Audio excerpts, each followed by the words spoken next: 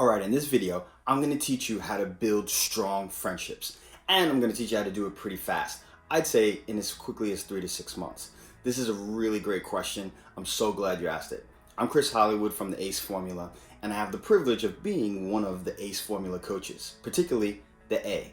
And the A stands for abundance. This is one of the primary topics that I discuss when I coach people every week in the ACE Formula. So I'm really glad that this question was asked. First, I want to tell you a quick story about how I built 4 to 5 really strong friendships in only about 3, maybe 6 months.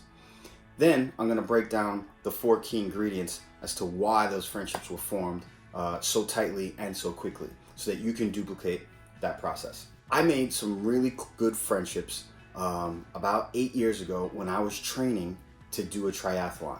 And I did the triathlon in an interesting way.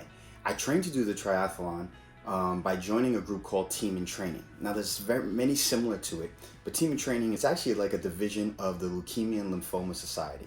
And what they do is they raise money to help people with leukemia and lymphoma and discover a cure, work on treatments and things of that sort. And the way they do that is they sponsor groups, training groups, and they teach people how to, say, do a marathon or an Ironman triathlon, or maybe like a normal Olympic-sized triathlon, which is pretty tough. That's what I did. And we had practice 3 times a week. We had a swimming practice, a running practice, and a bicycling practice. Secondly, throughout the 6-month period prepping for the race, each person would hold a little happy hour or private party fundraiser to raise money and get their friends to say, hey, I'm doing this race. Please sponsor me, please donate. Friends from work, friends from school, friends and family, things of that sort. Over a 3 to 6 month period, I was going to these practices every week. Every week I'd see people at swim practice. Every week I'd see people at running practice. Every week I'd see people at cycling practice. And then I'd also see people at our group's fundraisers. So let me break down why those friendships that I built in that very short period of time were so powerful. Number one in building a strong friendship is you want to have commonalities or mutual goals or interests. Having something in common is the most important first step to building any kind of friendship or relationship with people. Why are we on the same team? One of the things that I teach as an ACE Formula coach in abundance is finding commonalities with people. This is the fastest way to make friends with strangers, and then also the key ingredient in making strong friendships. But you have to have something that you want to do together, almost to give you a reason to spend time together, right? And to show that you're on the same team. Now there's a variety of ways to find those things. You can, again, do activities, biking, cycling, swimming, for example, fundraising. That's 4 activities that with my group and Team in Training, I have 4 different activities and commonalities almost every week that I did with each with another 100 people. If we have similar goals and I can see, hey, you got the same goal as me and you care about the same things that I do, now I feel like, hey, we're from the same tribe, we're on the same team. Now let's move forward, we can be friends. That at least opens the box for friendship. Number 2 is consistent interaction. It's very difficult to build a relationship, a friendship, or especially a strong friendship if you don't interact with that person a lot. Now, you can do it through video or technology. However, in-person, face-to-face contact is the best. That consistent interaction and the consistent demonstrating that we are on the same team. I wasn't playing yesterday.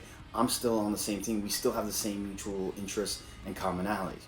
Again, in my case, with my Team in Training buddies, right? I was doing it every week and I saw them probably 2 to 5 times every week. Again, doing the 3 sports and then also fundraising and then also some online interaction as well to buffer the gaps where we weren't in person. So number 2 is that consistent interaction.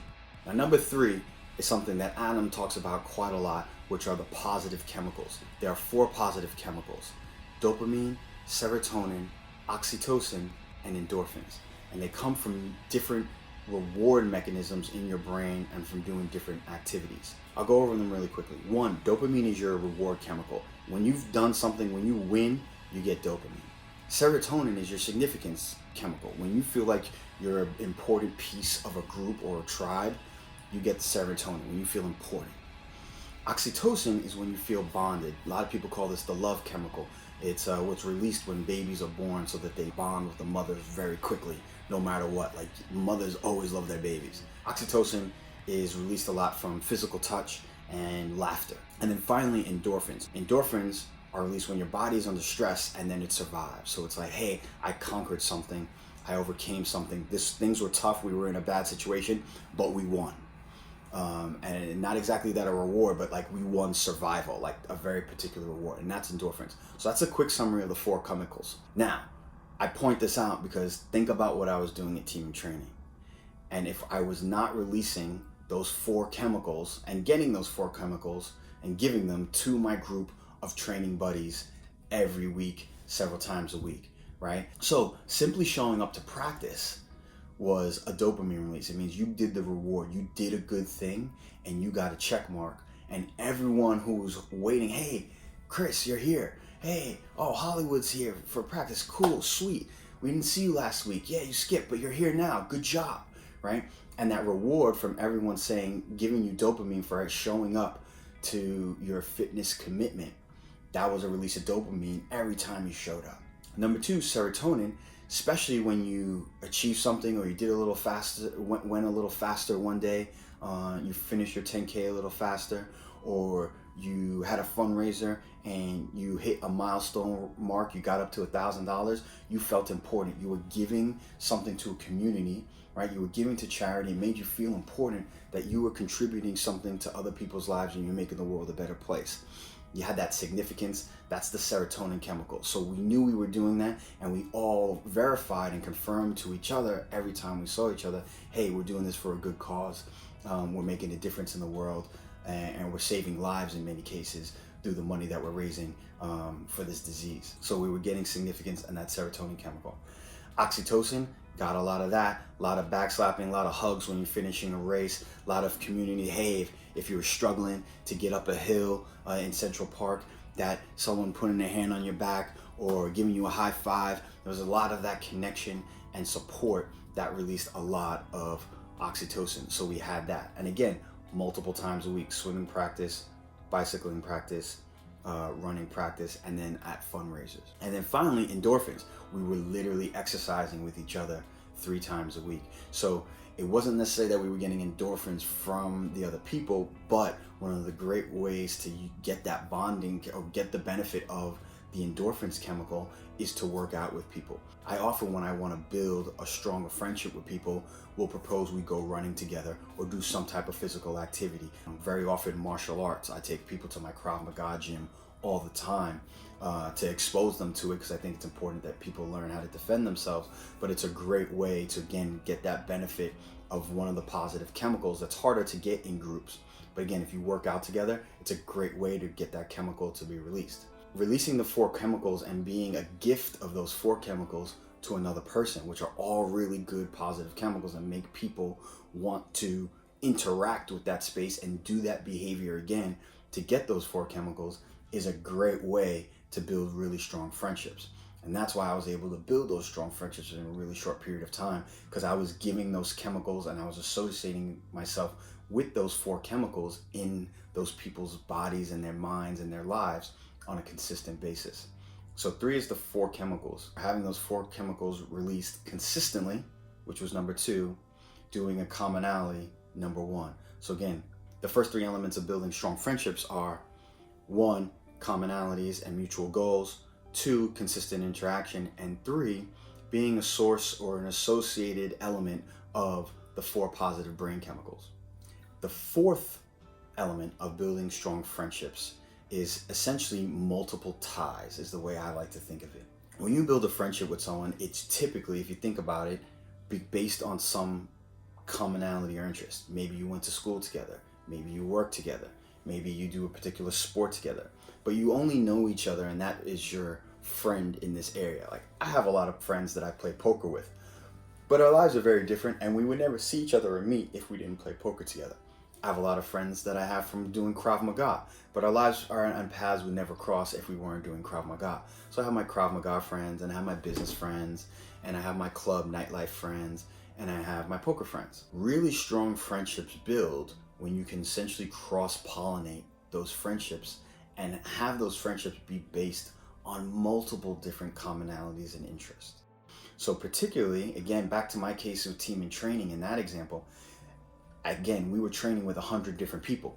The 5 or so people that I had the strongest relationship and bond with, interestingly enough, I built commonalities with them based on other aspects of my life. So areas that we lived in, type of work that we did.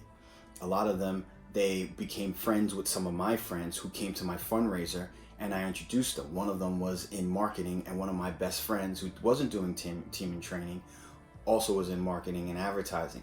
They developed a really close friendship around work and helping each other get jobs. And so we would all meet up in other contexts where we were supporting another party. There was a bunch of marketing people, and they would see me there as well. So one of the biggest keys in creating strong friendships is having multiple connections to that person. In summary, the key to building strong friendships is 1, having mutual goals and commonalities. 2, consistent interaction. 3, being in an environment or the cause for the release of the positive brain chemicals. So people associate you with that positive feeling and they want to come back and get those positive chemicals from you. And then 4, having multiple approaches, multiple ties to that person, and multiple reasons to see them again.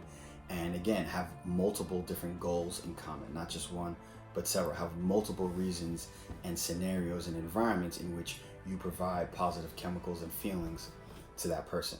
You can see why I was able to build so many strong friendships in a short period of time, because the structure of team and training did all that at once. So 1, I highly recommend that you get in shape, make a lot of really good strong friendships, and contribute to some charity in your neighborhood if you're doing it. It's one of the best experiences I've ever done, and I can't wait to do it in my new city, Austin, Texas, in the near future. I hope that was helpful. Once again, I'm Chris Hollywood from the ACE Formula.